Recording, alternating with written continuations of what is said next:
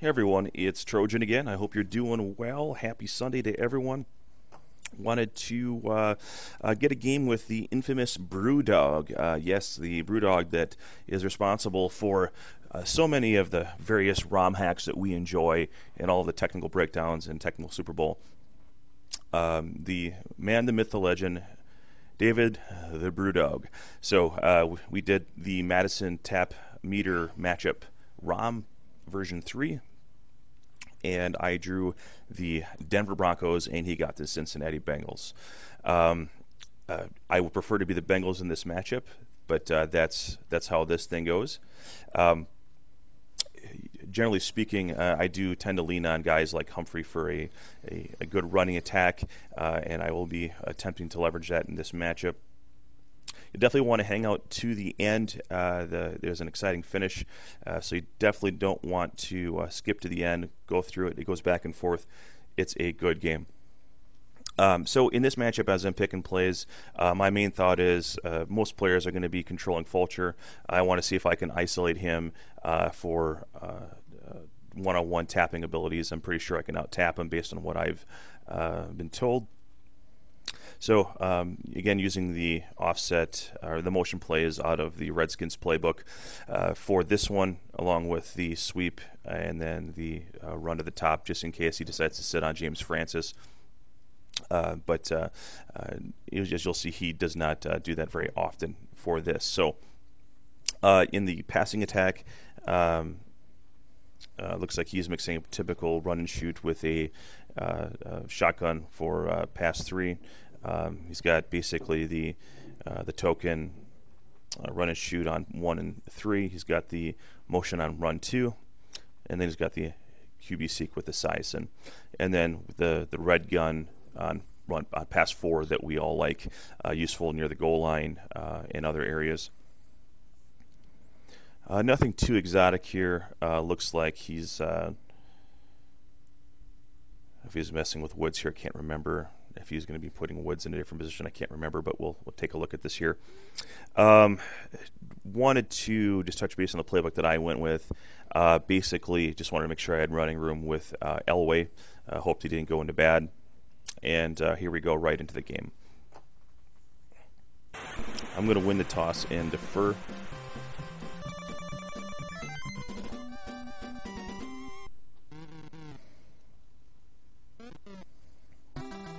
I think a key to a matchup like this is, can you defend the run without calling run? And if you can do that with the defenders here, they're not necessarily the most optimal places, but if you can do that, you can have a lot of success. If not, the opponent can really leave you guessing. So he starts out right near his 10. Not great, not terrible field position for Tecmo. And I thought he might go with the run initially, and most people don't pick the cornerback at the top, so I didn't think he had a real good chance of doing run 1. So minimal gain there, not bad for a QB sneak. But with Mecklenburg here, again, just trying to clog up the middle here, and clog up the middle. And he takes a CIN for a good gain on the bottom there. Just don't want that cross pass to happen.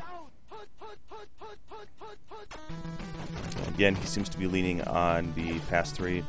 And foolishly, I decided to rush the quarterback, thinking I was going to have help below there, and no one covered wide receiver 2. Good gain for him. Again, with the so he goes 3 plays in a row with the shotgun.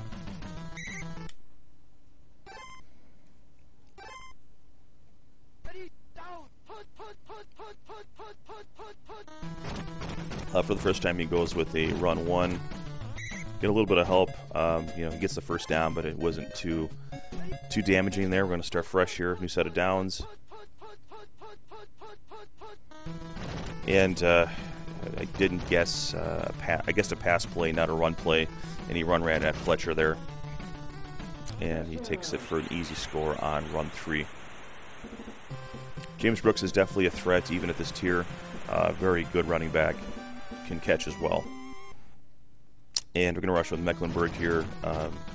Really no need to aim with his kicker. He's going to go ahead and just get that in. But Mecklenburg is useful on rushing attempts there for field goals.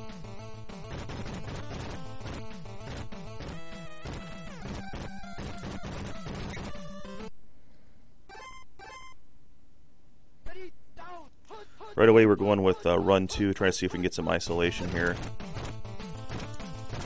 And his line is able to eat up mine pretty quickly, so that play will end up not being terribly effective in this game. And right here, I'm just interested in getting some yards with Elway. 3rd and 2.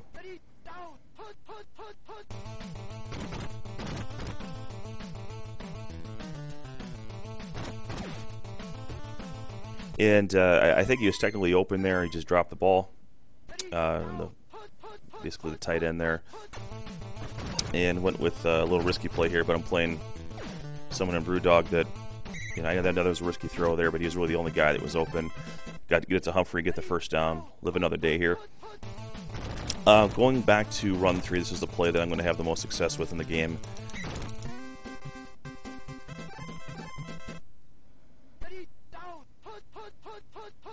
And I go back to it, and my objective here is to try to get him to either start calling it so that I can get some success on the pass. And really slow down there. I was hoping to take that to the house, otherwise I would have gotten near the end zone. So we enter the start of the second quarter, and he's not having anything with this run 3. He's not pleased with that. I go back to back here with the pass 4 red gun. I was trying to gauge what he was doing on the snap with Fulcher. Went right back to it, made it like I was going to run to the top, and then threw it. Had just a little bit of an alley, and we get the touchdown on that burn route there. Getting sacked is actually fortuitous because we're able to get that pass completed down below. We didn't have enough room down there below to feel comfortable completing that pass. So we're tied up here, 7-7.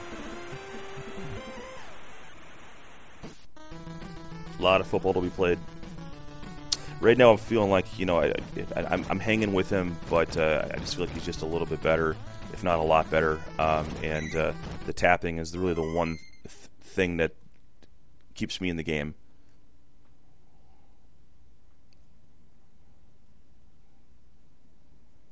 So he switches to Wilhelm. Interesting here. He subbed out one of his high hitters there. I didn't see if it was Woods or if it was Holman, but out of the game at this point. And Brooks is doing Brooks's impression from before in the game. Another run 3. I'm having some challenges here. I'm really resisting. I get the feeling like he's just trying to get me to start calling run the rest of the game. And I get a break here. I catch him in the field of play, puts it on the ground. My guys are there to hop on top of the ball. So here, I'm pretty excited. I decided I'm going to go ahead and try the up-the-middle version of this. Must have called run because they jumped all over that play right away.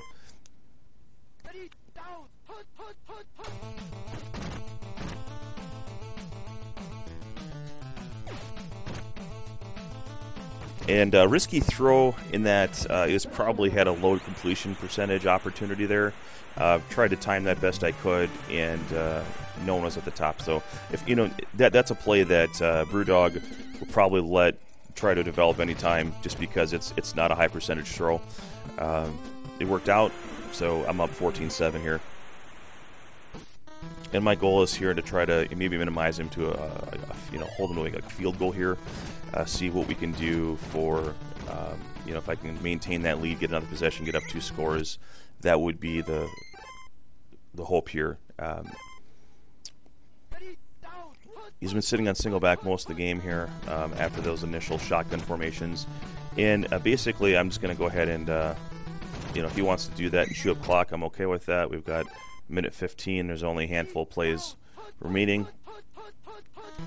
Will Fletcher, he goes to the run, and I was hoping to free up some drones there, but that took a little time off the clock. We're down about 51 seconds. Take Mecklenburg. I think I should have a little better shot here at bottling this up this time. 7 yards, but again, there's only 35 seconds. Again, I'm thinking maybe he's playing for a field goal here. And I take Fletcher.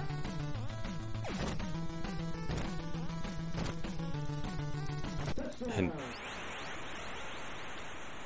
4 guys near him, and Tim McGee catches it. And I don't even know if that's officially a covered catch. I didn't feel like the drones reacted to get in that position. I feel like they were just all standing there. But a good play, good timing of that, and we're going to go ahead and take this play. We're just going to go out of bounds with it, and we're going to get the ball back, so we have a good opportunity to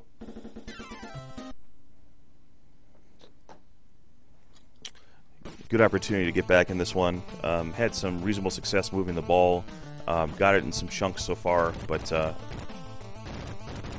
big possession here for both of us. If I can get ahead, I'm still... and this changed things a little bit, having Elway go into bad. You know, that pass control is just a really a liability. I really only try to throw to sure things, and decided let's go ahead and put Kubiak, and obviously he's a little slower, but his passes are just a little more true. We put I take some time to really consider the different options. We had multiple players change conditions here.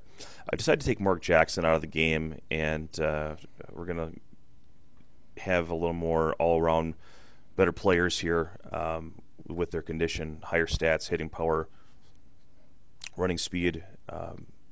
The ball control was the main issue that I was concerned about. I didn't want Jackson putting the ball on the ground. So I could handle, with going against Fulcher, you know, down below there, if a guy's open, he's open, and he's probably not going to break away, and 3 yards probably isn't going to make much of a difference. So my main thing was I just didn't want to put the ball on the ground.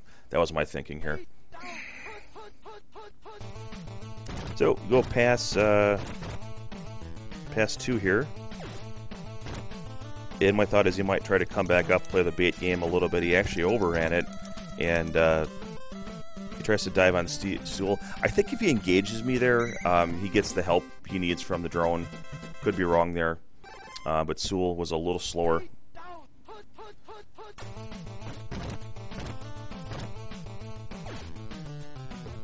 And I really hoped that pass would have completed. I thought that had a good shot there at the running back. Might have been able to hit the wide receiver 2 below, but and here just another situation where the, you know, that isolation running play is just not a good choice for this matchup. So that's something I took away from this, and that I think that's important when you look at film like this is, you know, what worked, what didn't work, and then take that into battle next time. So remember, faced with a matchup like this, know that those kind of running plays just aren't as effective. You're going to need some lead blockers to deal with the hitting power that they have. That's why run 3's been effective. So we settle for a field goal here, you know, which makes me think we might be entering a back and forth lead sharing thing now.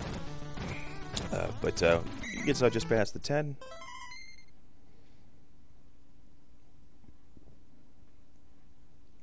Holman comes back into the game in bad condition. I don't know if he's going to leave him here. Ickey Woods isn't good. So you definitely got some good blocking on the field already, and then he's in good condition, so you add to that.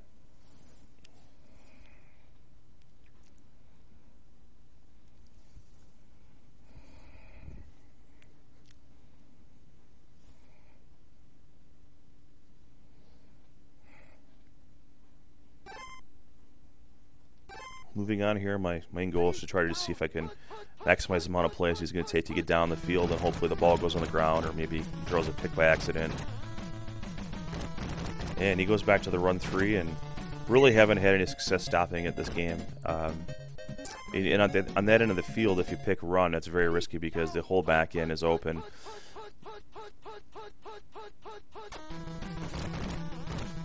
On this one, I think I cold run just to see if I might be able to catch him in another sweep attempt there. Wasn't the case. He goes back to back with the pass 4 here.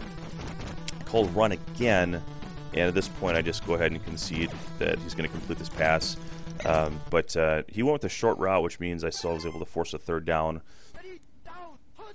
Sticking with the pass route. And this is an easy 1st down for him. I have to cover most of the field. Could have tried to go over the top there. I thought he had a potential opportunity to be open, but smartly just takes the 1st down. And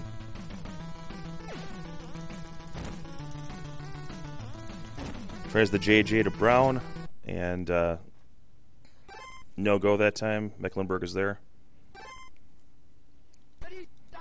Really leaning on this pass 3 now, and this is something that I had called a couple times and trying to anticipate this, but wasn't able to catch him in it. There's me overrunning again. Thank you, online Tecmo.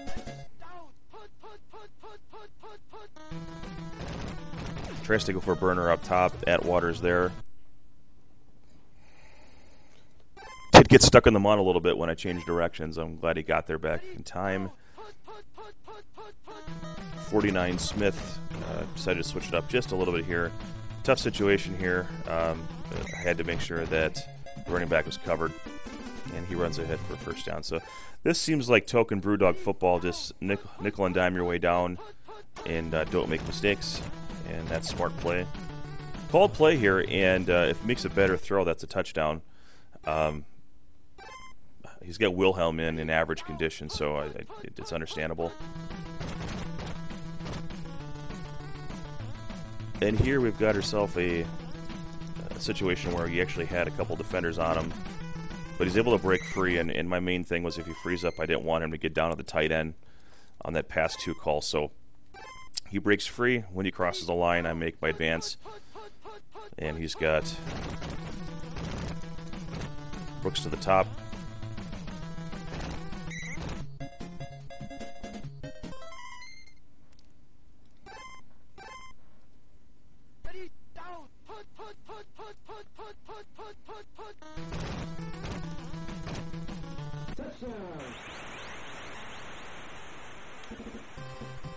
And he takes it in, first time call on the run 2. And I wasn't sure the best way to defend that. Thought I'd heard something of Mort, one of his pieces, about taking a middle linebacker to try to break that up, and didn't work out for me. I'm sure I just didn't do it correctly. And then, so we're coming back here. We got just over 3 minutes left in the 4th quarter, and so I'm down for the first time of the game. We need to go ahead and, I'm sorry, since taking the lead initially. And we dodge a bullet here. Called play, ball goes out of bounds.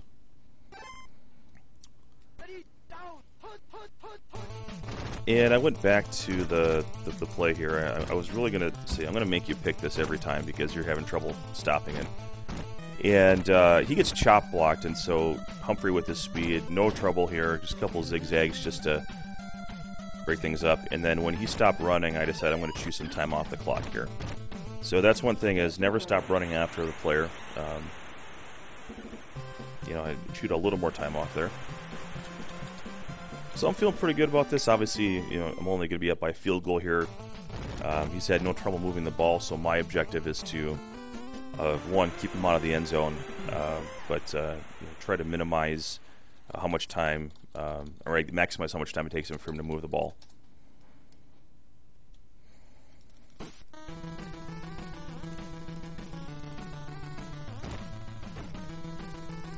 He doesn't have a whole lot of time left to work with here. He's probably got 5 or 6 plays available to him, depending how long they take.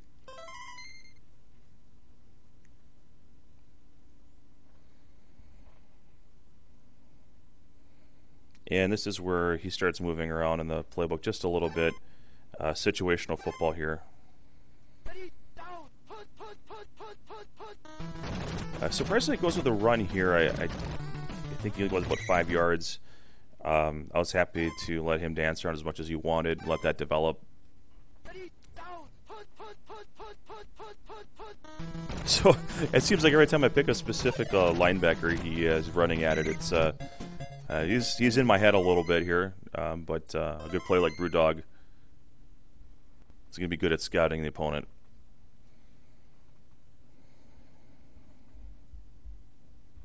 And so we got Brooks and McGeehan, both with good speed as well as good catching ability.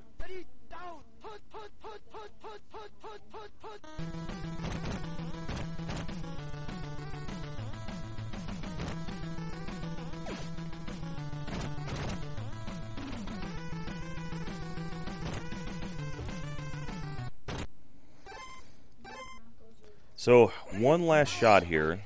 He overthrows on the other one here, and I sack him right away, which means he has actually the opportunity to call another play right away.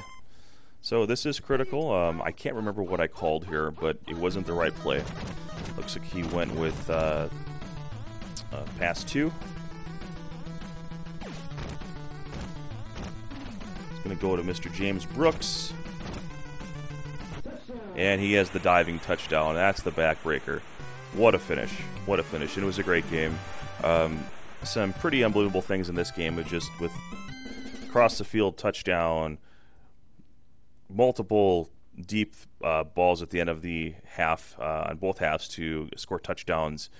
And I concede Bruddog being the superior player here, but I gave him everything I could. Tail of the tape, Bobby Humphrey, 139 yards. He had more yards with Brooks. Didn't have to. I think he got a lot of those yards here with the passing, really, in the last 2 plays, or kind of those big chunks there. The rushing yards was throughout, obviously, but he had a lot of offense. This was a high-scoring game, not a whole lot of stopping of anyone going on, and I was happy to be a part of this one. So if you like this video, leave a comment below, give us a thumbs up. If there's something that you didn't like, give us a thumbs down. Let us know what you would like to see better on this. Definitely, let us know what you'd like to see in the future, as far as if you'd like to see some joint commentary. Would you like to see specific matchups being played? These are being generated for us, but if there's a specific matchup and a specific player you'd like me to play against, let me know. We'll see if we can't track that person down. And as always, if you haven't hit that subscribe button, if you like this content, you're going to find a lot more videos like this out there. So we appreciate you watching, and we will catch you next time. Thank you.